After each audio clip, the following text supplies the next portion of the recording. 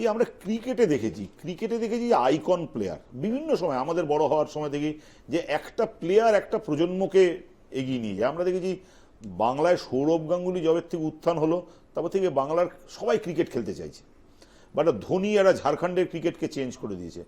আমাদের ফুটবলে কি, যে আমি এখন কথা বলছি যে আমি এখন আমার 50 বছর বয়স, আমার কাছে ফুটবল মানে সেই মনে পড়ে সুরজিৎ সেনগুপ্ত, মাজিদের নাম, কৃষাণু দে, বিকাশ পাজি, মনোরঞ্জন ভট্টাচার্য, ভাস্কর গাঙ্গুলি। এই সময় কি আইকন প্লেয়ারের একটা অভাব আছে, যে ক্রিকেটকে আইকন প্লেয়ার বুস্ট আপ করে, বা একসময় ফুটবলকে আইকন প্লেয়ার বুস্ট আপ করতো, এখন কি ভারতে এরকম আইকন প্লেয়ারের অভাব আছে, বা আইকন প্লেয়ার কি ক্যান চেঞ্জ দ্য ন্যারেটিভ? না, নিশ্চয়ই আইকন প্লেয়ার একটা খেলাকে অন্য মাত্রায় পৌঁছে দিতে পারে, একটা খেলার ফ্যান বেস বাড়ে, যে কারণে সুনীল ছেত্রীর রিটায়ারমেন্ট সারা ভারতে ফুটবল প্রেমীদের মধ্যে একটা আলোচনার বিষয় ছিল, আলোড়ন ছিল।